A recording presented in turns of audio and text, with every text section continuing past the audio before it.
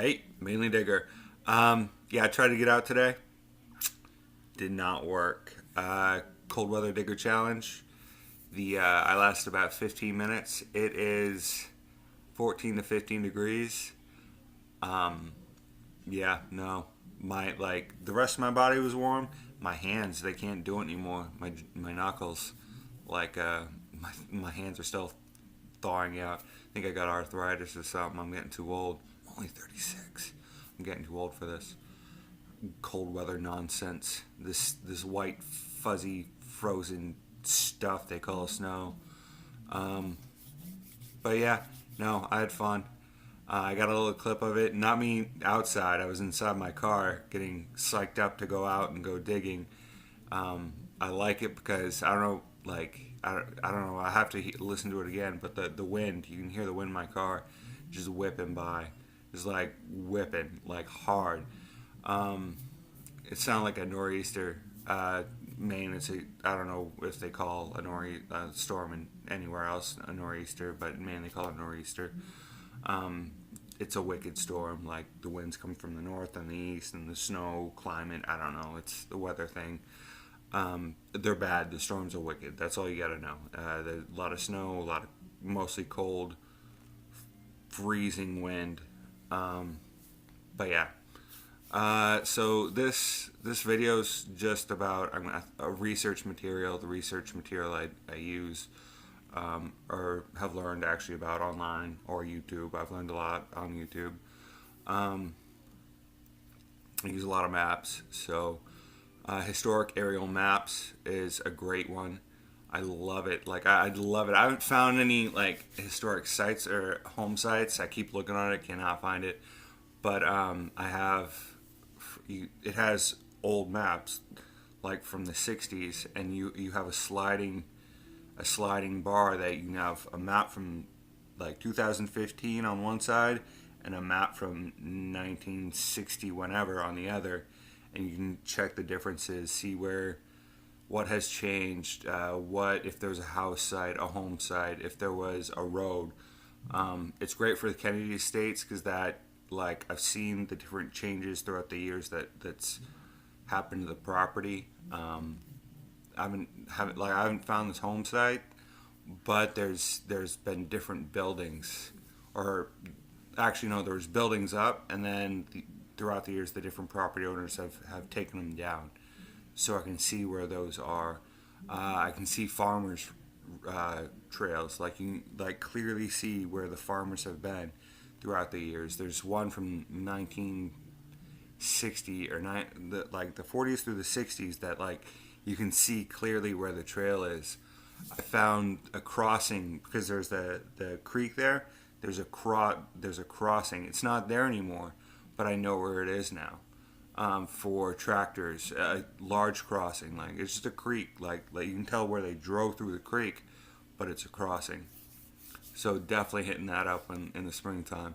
It's fun to look at too, just to like play different places I've lived, like different places I've hunted, gone fishing or walked down the stream. Oh, you didn't know there was a home site there, and when I go back to Maine, I'm definitely going back to some of the spots. Um, yeah, maps. Maps are very important for research. Google Earth is amazing. I love Google Earth because you can get different street views. It doesn't really work that well in Maine because Maine is such like in the cities, yeah, like the city I'm from, Waterville. It's all mapped out, but like you go further in the woods and you're not gonna get that because there's trails and stuff that you can obviously see that they're there, but they're not. You can't actually get a bird's eye view. Um, but yeah, I love looking at maps, topographical maps. Love them, absolutely love them. Another great map that I've only seen in Pennsylvania. I haven't really looked anywhere else. Are It's actually on the PA government site is a parcel map. Um, it shows different properties and the important part, the property owner. The map, like the actual map that it shows, is probably about 2 years old. So properties change, property do whatever. but it's great. It has their information on there, and if it doesn't have their information, it has their name, and you can actually a lot of places I've looked, I've gotten their name, checked online, and found either an email or a phone number. That them not calling me back is not like it just happens, or them not emailing me back it just happens, whatever. But it's a great tool to find out who owns it and get permission. Because I don't like knocking on people's doors. I mean, they're probably having like dinner. You never know what's going on. So like, I would hate to be interrupted while I'm with my family, or even when I'm alone. Leave me alone. But like, yeah, it's a great way to get permissions, to start up a conversation, to just tell people who you are. You have their information, you have their number, you have their email. I don't like really calling people, but I will email people because it's easier, I guess. I don't know. Maybe it's just me, but yeah. So that's a PA parcels. It's on the government site. It'll show you, and it's free. I like it because it's free. I like all free things, mostly. Another great research material is the Historical Society. Not so much in PA. I don't. I try calling them. I've emailed them. They're busy. Whatever they're doing, they're busy. But in Maine, like every town I've lived in Maine, I've had decent contact with the Historical Society, because that's where you're gonna get your information. A lot of times you have to like donate or pay dues. I don't pay dues. Like I'm not an official. I'm not a part of the Historical Society. I will donate everything I have historically that I find, just to just to get it back to where it belongs, and so people can see it and see that it's an artifact, or it's a relic, or how it applies to history and society. It's a great way to network, though. Like I guess networking is what I found out is very important in metal detecting and relics and history. Is you set up that network of people. You have your property owners, you have your landowners, you have the farmers, hunting and fishing. Like people who love hunting and fishing, you talk to them because they've seen it, they know where it is. You go out by yourself, you find stuff, you check out different places, talk to people. You set up networks. I guess that's the biggest thing that I'm pulling away from Pennsylvania is networking in everything. You talk to people.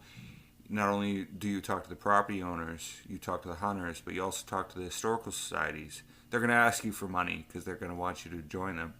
But another great thing about donating stuff or his artifacts and relics is like they start to talk. They'll tell you different things, like they'll tell you different research tools, different stuff online. It's a like networking. Just talk to people, I guess, is the best advice I can give to anybody for starting a network. Is just talk, tell people what you do. It's really awkward, especially with people who don't care about relics or artifacts, or property owners, farmers who are like, I just farm this land, it's not, I don't see anything. So the more you get them to talk, and the more you get them to enjoy what you're doing, you don't even have to get them to enjoy what they're doing. People love to talk, so get them to talk. All right. I'm going to show you this clip of me failing at life, or failing at digging, and mainly dig out. Hey, mainly digger here. Yeah, it's cold. It is 25 degrees. The Weather Channel says it's supposed to be 18. Really windy out. That's why I'm doing it inside my car. Like it's really windy out. It's an open space at the Kennedy Estates and near the barn, because that's where the least snow is, and it'd be easier.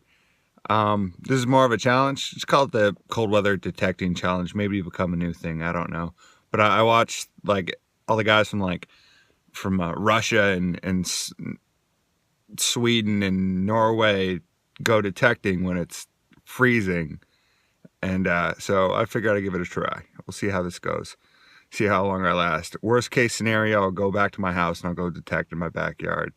All right, see how this goes.